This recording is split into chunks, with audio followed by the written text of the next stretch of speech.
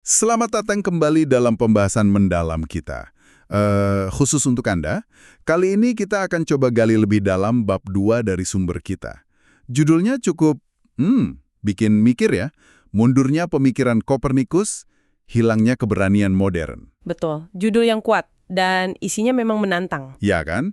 Misi kita di penelusuran kali ini jadi adalah untuk melihat gimana sains, terutama fisika ya yang banyak dibahas di bab ini, itu secara konsisten kayak menantang kecenderungan kita gitu sebagai manusia. Kecenderungan yang mana nih masuknya? Yaitu kecenderungan buat memproyeksikan pengalaman kita sehari-hari, dan yang lebih penting lagi nih, rasa istimewa kita ke skala alam semesta yang luas banget ini. Bab ini tuh kayak langsung nusuk ke jantung, ketegangan antara kita dan kosmos. Menarik. Ketegangan antara proyeksi dan realitas kosmik ya. Nah, itu dia. Oke, kita coba bedah ya. Bab ini mulai dengan gagasan yang kayaknya kita semua pernah ngerasain. Kita tumbuh tuh dengan semacam perasaan ada hubungan pribadi gitu antara diri kita sama alam semesta. Ada dorongan alami buat melihat diri kita, pengetahuan kita, bahkan perasaan kita di dunia luar sana. Oh, kayak animisme gitu ya? Persis, mirip kayak animisme. Kepercayaan kuno kalau pohon, sungai, itu ada rohnya. Thales saja, yang sering disebut ilmuwan pertama kan bilang ada dewa dalam segala hal. Iya, ingat itu. Tapi menariknya sumber ini bilang ini bukan cuma soal suku primitif loh. Bahkan fisikawan modern pun kadang-kadang masih gitu. Misalnya ngebayangin molekul udara kayak bola biliar kecil. Atau nyebut asteroid yang lewat, guys, kayak refleks gitu ya. Menunjukkan betapa dalamnya cara berpikir kayak gitu, mendarah daging. Banget. Tapi seperti yang Anda bilang tadi, proyeksi ini ada batasnya ya. Nah, disitulah sains khususnya fisika jadi menarik banget. Yang menonjol di bab ini tuh gimana sejarah sains itu sendiri kayak jadi catatan ketegangan terus-menerus. Antara apa? Antara kecenderungan alami kita buat proyeksi, itu dengan realitas alam semesta yang, ya gitu deh, seringnya cuek aja sama proyeksi kita. Cuek. Aneh ya rasanya, gimana fisika justru kayak maksa kita keluar dari zona nyaman intuisi kita. Banget, kayak ditarik paksa gitu dari pemahaman yang udah akrab. Dan contoh-contoh di bab ini tuh, wah beneran nonjok sih. Pas kita masuk ke dunia relativitas atau mekanika kuantum, hukum alamnya tuh asing banget rasanya. Asing gimana tuh contohnya? Iya, bayangin aja, gagasan kalau jam Anda melambat, badan Anda nyusut secara fisik, terus massa Anda nambah pas deketin kecepatan cahaya. Atau bahkan ada batas kecepatan kosmik, kecepatan cahaya, itu sendiri. Itu kan bener-bener ngelawan akal sehat kita kan? Betul. Itu udah aneh banget. Atau contoh lain dari kuantum deh, gagasan kalau lengan Anda misalnya bisa ada di posisi A atau B, tapi secara harfiah dilarang keras ada di posisi antara A dan B. Itu kan absurd kedengerannya buat kita. Absurd banget. Tapi kenapa bisa gitu ya? Ya, simpelnya sih karena kita ini nggak berevolusi buat hidup di skala sekecil itu, skala subatomik, atau lari-larian deket kecepatan cahaya.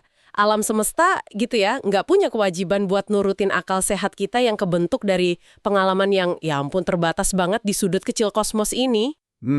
Masuk akal sih penjelasannya. Selain proyeksi pengalaman indrawi tadi, ada lagi nih proyeksi lain yang dibahas, yang akarnya dari dunia sosial kita. Gagasan soal keistimewaan. Oh, ini soal hierarki ya? Iya. Sejak ada peradaban, kan selalu ada tuh kelas-kelas istimewa. Hierarki. Sumber ini narik paralel ke pengalaman kita pas bayi, ngerasa jadi pusat dunia. Nah, meskipun kita belajar ada orang lain, rasa pusat dan penting ini seringkali bertahan. Apalagi buat mereka yang punya status. Terus, rasa ini diproyeksikan ke alam semesta. Oke. Jadi kita merasa penting, lalu kita pikir alam semesta juga menganggap kita penting. Kurang lebih gitu. Contoh klasiknya, ya jelas, pandangan Aristoteles. Di zamannya, argumen dia kuat banget loh.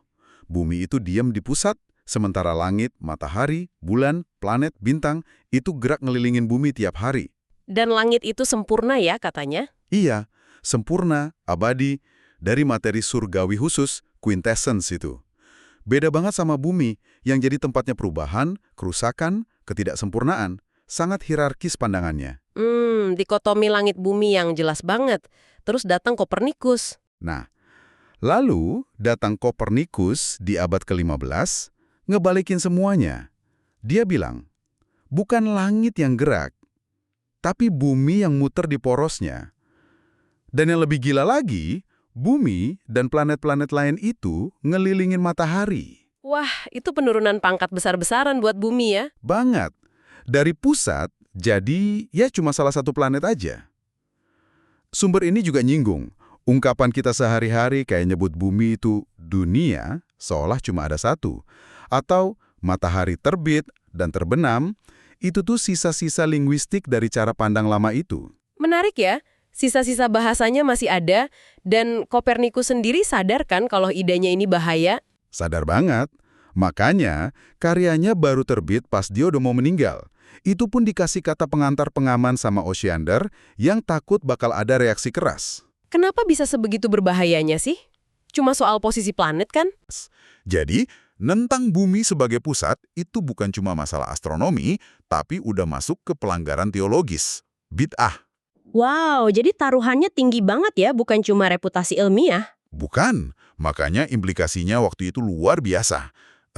Mengganggu, bumi bukan lagi pusat yang unik, tapi cuma satu dunia di antara mungkin banyak dunia lain.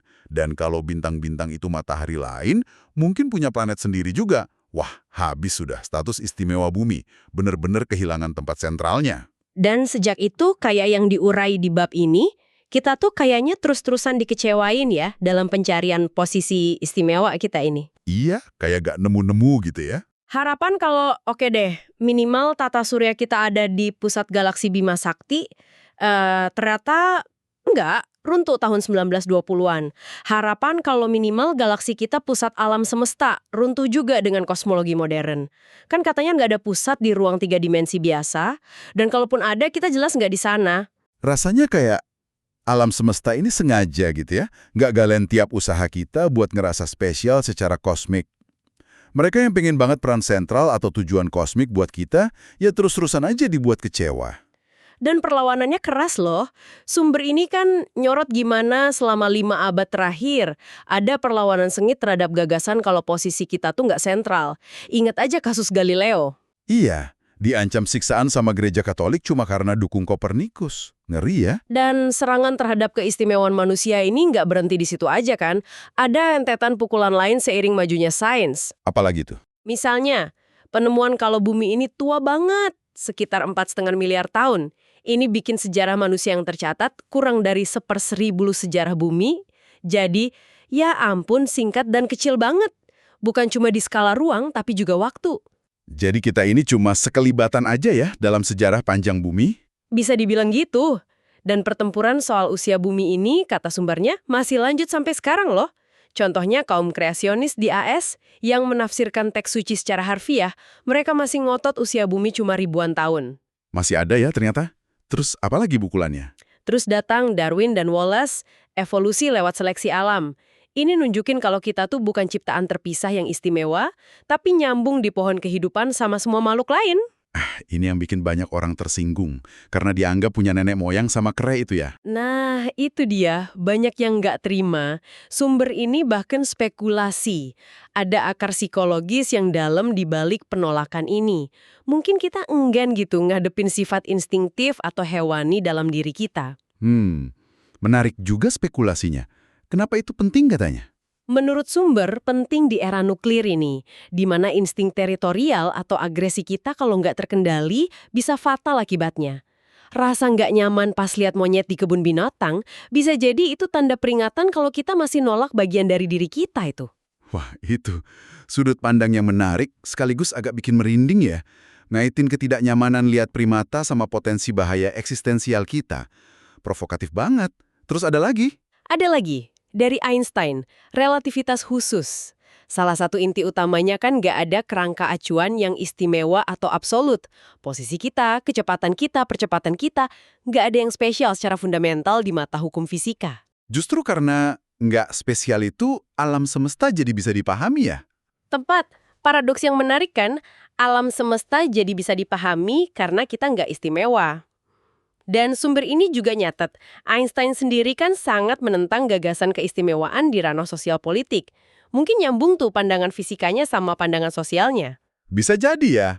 Tentu ini bukan berarti zaman kita nggak istimewa. Kan alam semesta juga berevolusi. Oh iya, jelas. Waktu kosmik itu sendiri punya keunikannya. Tapi posisi atau keadaan gerak kita yang nggak istimewa.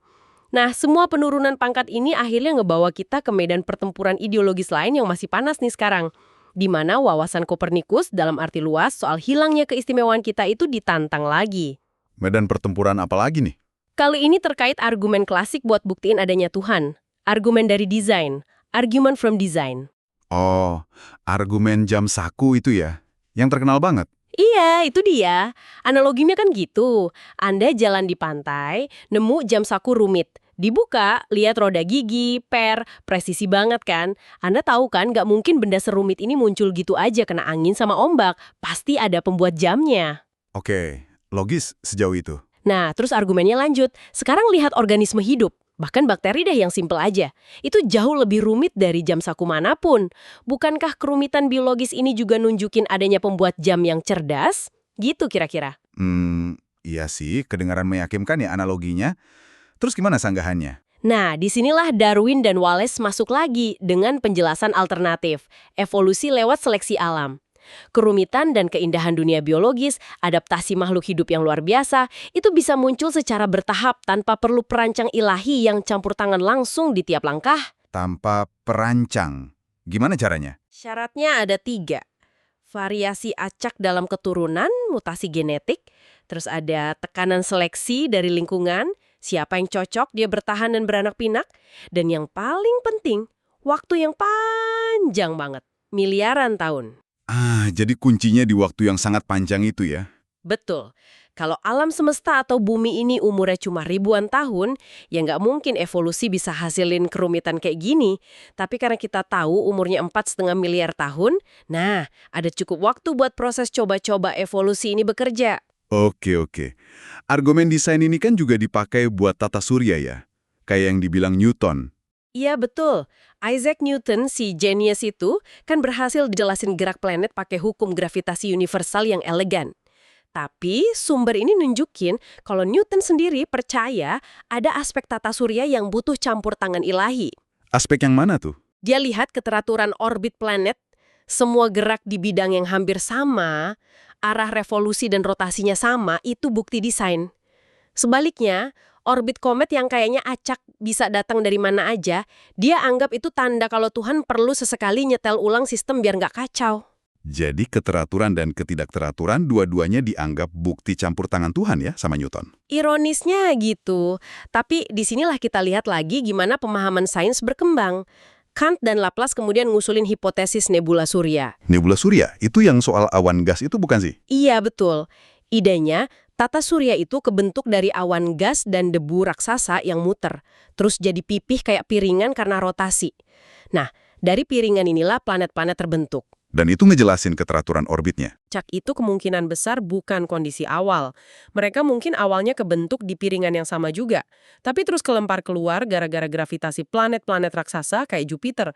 Terus orbitnya diacak lagi sama gangguan gravitasi bintang-bintang lain yang lewat deket tata surya selama miliaran tahun. Jadi, baik keteraturan planet maupun ketidakteraturan komet, dua-duanya bisa dijelasin sama proses alamiah ya? Betul sekali. Kalau kita tarik benang merahnya di sini, Newton, seorang raksasa intelektual, ternyata keliru dalam 2 asumsi ini.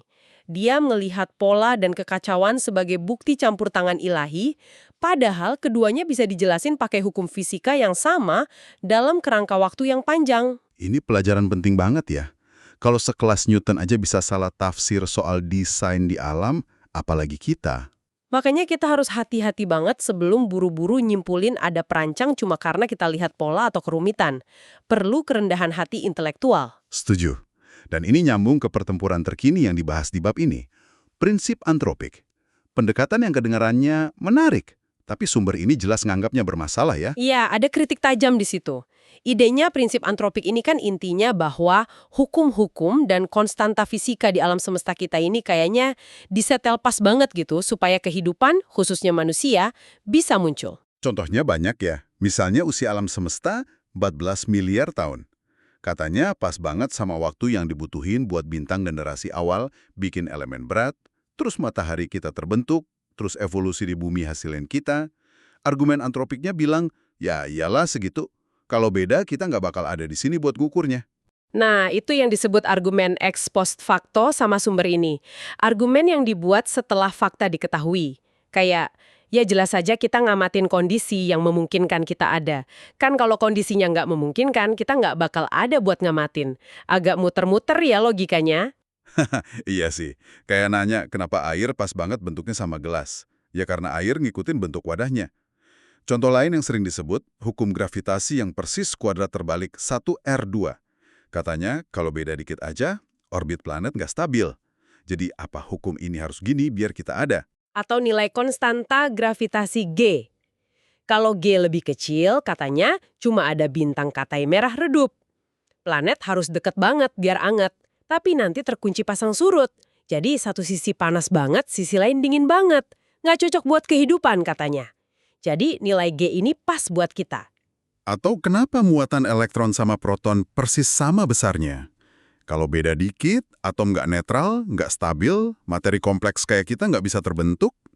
Ini semua kalau didengerin sekilas kan kayak, wah, luar biasa ya penyetelan halusnya. Memang kedengeran gitu di awal. Tapi disinilah kritik dari sumber ini masuk. Pertama, seringkali ini cuma soal kegagalan imajinasi kita aja. Gagal imajinasi gimana maksudnya? Ambil contoh bintang katai merah tadi. Beneran, kehidupan kompleks nggak mungkin di planet yang terkunci pasang surut. Belum tentu. Mungkin aja planetnya nggak terkunci satu-satu, tapi resonansi orbit lain kayak Merkurius. Atau yang lebih penting, planet kalau punya atmosfer tebal, dia bisa distribusiin panas lewat efek rumah kaca dan sirkulasi udara laut. Jadi nggak harus satu sisi panas banget, satu sisi dingin banget. Neptunus saja yang jauh punya area hangat kok. Jadi argumen antropik seringkali terlalu simpel, kurang detail mikirin semua kemungkinan fisika dan biologi. Jadi kita terlalu cepat nyimpulin nggak mungkin, padahal mungkin ada cara lain ya? Bisa jadi. Kritik kedua, ini lebih filosofis. Kemungkinan adanya banyak alam semesta lain, hipotesis multiverse. Oh, ini yang lagi ngetren ya? Iya, mungkin aja ada banyak banget alam semesta, masing-masing hukum fisikanya, atau nilai konstantanya beda-beda acak. Nah, kita ini secara kebetulan aja hidup di salah satu alam semesta yang hukum dan konstantanya pas buat kehidupan kayak kita muncul. Kayak main kartu gitu ya? Kalau dikocok terus, pasti ada aja yang dapat kombinasi bagus. Persis kayak gitu analoginya. Bukan karena kartunya sengaja dirancang buat kita, tapi karena ada cukup banyak percobaan alam semesta.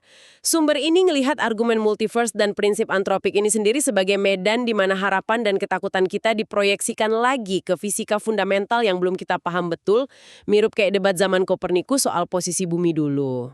Jadi balik lagi ke proyeksi ya.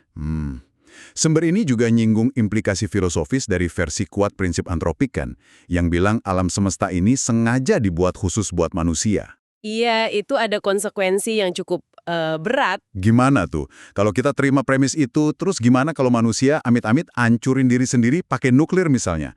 Apa artinya Tuhan itu perancang yang gagal? Atau artinya manusia dijamin nggak bakal hancurin diri?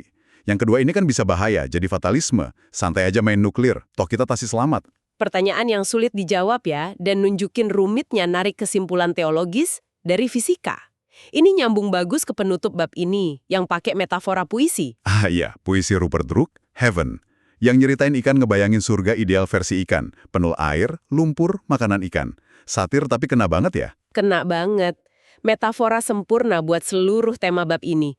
Kecenderungan kita yang dalam banget buat proyeksiin keinginan, ketakutan, dan pemahaman terbatas kita ke gambaran besar alam semesta, Tuhan, atau akhirat. Jadi, setelah kita gali bab 2 ini, apa ya artinya semua ini buat Anda yang dengerin?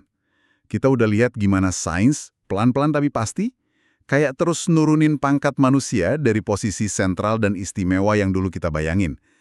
Kita saksikan ketegangan abadi antara dorongan alami kita buat proyeksi diri ke kosmos, sama realitas alam semesta yang seringnya, ya cuek aja sama harapan dan ego kita. Intinya, kayaknya perjalanan sains modern ini pelajaran kerendahan hati kosmik yang terus-menerus buat kita ya. Betul. Dan ini munculin pertanyaan penting buat Anda sebagai pembelajar. Bab ini tuh pengingat kuat soal pentingnya skeptisisme. Bukan sinisme ya, tapi kemauan buat periksa secara kritis asumsi-asumsi kita sendiri, terutama asumsi soal tempat kita di alam semesta dan kenapa sesuatu terjadi kayak gitu. Kenapa itu relevan buat kita? Iya, relevan banget. Karena ngenalin bias proyeksi kita sendiri itu kunci buat bisa belajar lebih efektif. Buat ngelihat dunia lebih dekat ke apa adanya, bukan cuma kayak yang kita pengen atau bayangin. Pertanyaannya buat Anda, gimana ya caranya kita bisa lebih sadar sama kacamata proyeksi ini pas kita belajar hal baru atau nemu informasi yang nantang intuisi kita? Pertanyaan bagus buat direnungkan. Dan sebagai pemikiran terakhir ini buat Anda bawa pulang. Kalau kita ingat betapa kuatnya kecenderungan kita buat proyeksi diri, nyari pusat, pengen istimewa, mungkin nggak sih pencarian kita akan makna atau tujuan yang inheren di alam semesta ini? Jangan-jangan itu juga bentuk proyeksi serupa. Wah, dalam itu pertanyaannya. Apa implikasinya buat cara kita hidup, buat nilai-nilai kita? Kalau kita terima kemungkinan kalau alam semesta ini sendiri mungkin nggak punya tujuan intrinsik yang fokus ke manusia. Dan kalau makna itu sesuatu yang harus kita ciptain, kita temuin, dan kita perjuangin sendiri dalam hidup kita yang singkat tapi berharga ini. Sesuatu untuk direnungkan bersama. Betul. Terima kasih sudah bergabung dalam penelusuran mendalam bab 2 ini. Semoga ada wawasan baru yang bisa Anda petik. Sampai jumpa di kesempatan berikutnya.